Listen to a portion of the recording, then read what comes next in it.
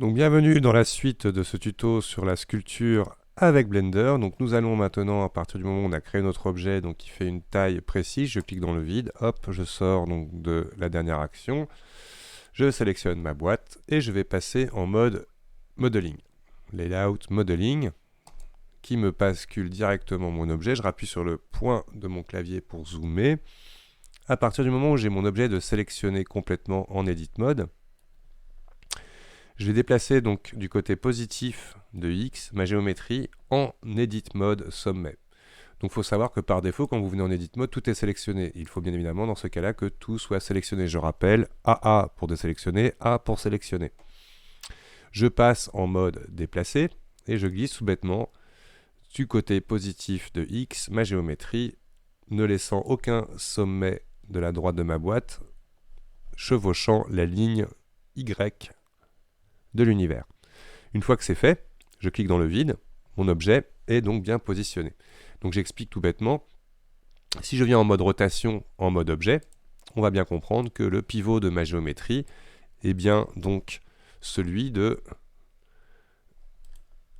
l'origine, qui est toujours ici, qui n'a pas changé. Donc à bien comprendre, j'ai tout simplement déplacé les sommets qui eux-mêmes sont liés à ce fameux point d'origine. Mon objet lui-même est toujours à 0, 0, 0.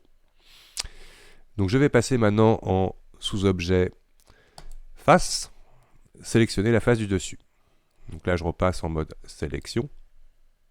Cette face du dessus, je vais l'extruder. Tout simplement avec l'outil d'extrude, je vais d'abord cliquer, glisser, hop, et créer une extrusion de cette face. Pour répéter la dernière action, edit, répète last. Hop, automatiquement il a réextrudé de la même hauteur mon objet. Une fois de plus, nous pourrions ici paramétrer la valeur d'extrusion que j'ai réalisée. Nous allons faire maintenant cette extrusion ici pour donner l'avant de notre personnage. Ça représentera le pied. En mode arête, je vais venir déplacer l'arête qui est au-dessus ici.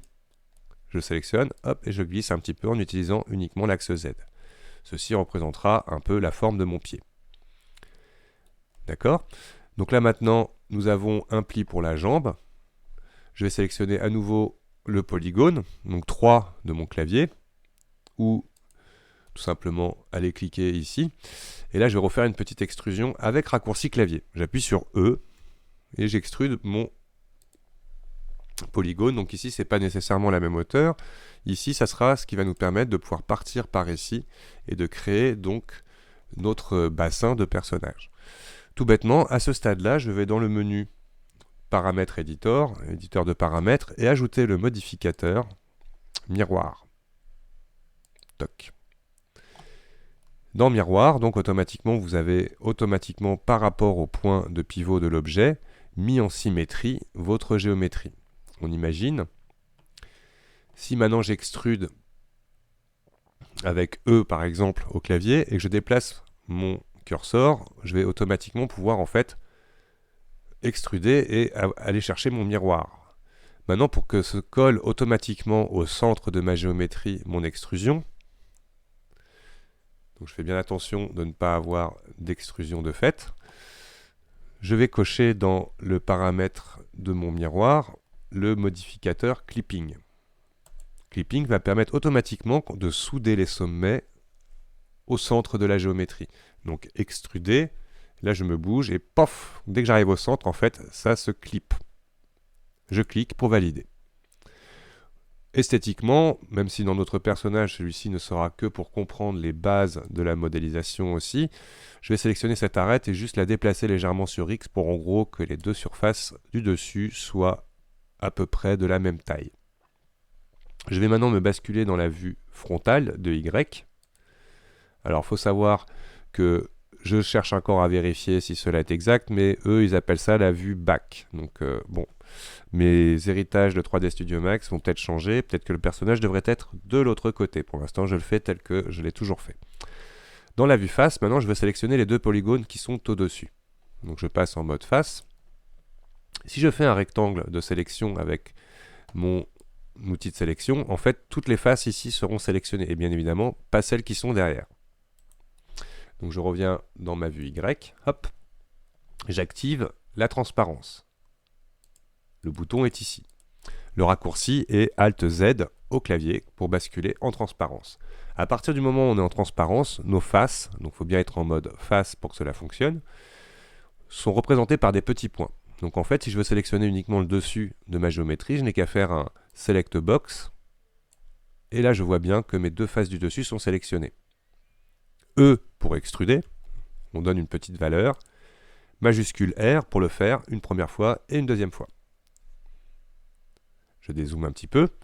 Maintenant, voici le premier stade de mon personnage. Donc pour le bras, je vais sélectionner ce polygone-là, faire une extrusion. Et une deuxième fois, majuscule R. Vous pouvez jouer par exemple avec l'échelle pour lui donner par exemple à cette extrusion une taille un peu inférieure. Attention, pas en négatif. On ne va pas vraiment complètement modéliser dans cette partie-là les points. Donc à partir de là, on ne fait que créer le volume de notre objet. Je sélectionne cette face-là, extruder pour faire une extrusion pour le cou, une deuxième fois pour faire une première partie de la tête, et la face avant de coude, je passe à nouveau en W là pour que je puisse sélectionner facilement plutôt qu'avoir l'outil échelle. Et là, je vais extruder, hop, vers l'avant ces points-là. D'accord ? Donc voici comment mettre en miroir notre personnage. Nous allons rajouter, donc là je vais enlever le mode d'affichage transparence, le fameux Alt Z. Je vais masquer en édition mon miroir et venir tout simplement sélectionner les faces qui sont à la couture avec majuscule pour les additionner et les supprimer. Quand j'appuie sur X, je vais supprimer les faces. Toc, mon objet est creux. Le fait que le clipping soit activé, quand je réaffiche ici mon modificateur pendant l'édition, automatiquement je sais que ces points seront soudés avec le miroir.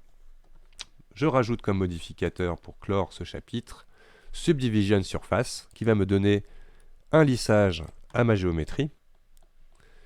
Je vais le mettre à 3 dans le viewport et 3 en render.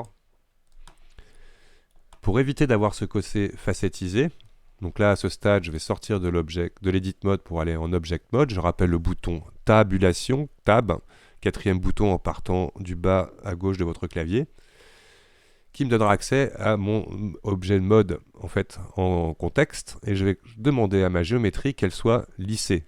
Shade smooth, shade flat, c'est ce qu'on a actuellement, ce qui permet donc de voir les polygones. Clic droit, Shade Smooth, automatiquement il y aura un lissage qui sera effectué entre ces différents polygones. Donc voici le premier stade à atteindre de modélisation. Dans la vidéo suivante, avec les quelques points déjà ici créés, nous allons quand même donner une forme un peu plus sympathique à notre personnage et donc apprendre à travailler avec le miroir. Donc merci d'avoir regardé cette vidéo et à tout de suite pour la suite.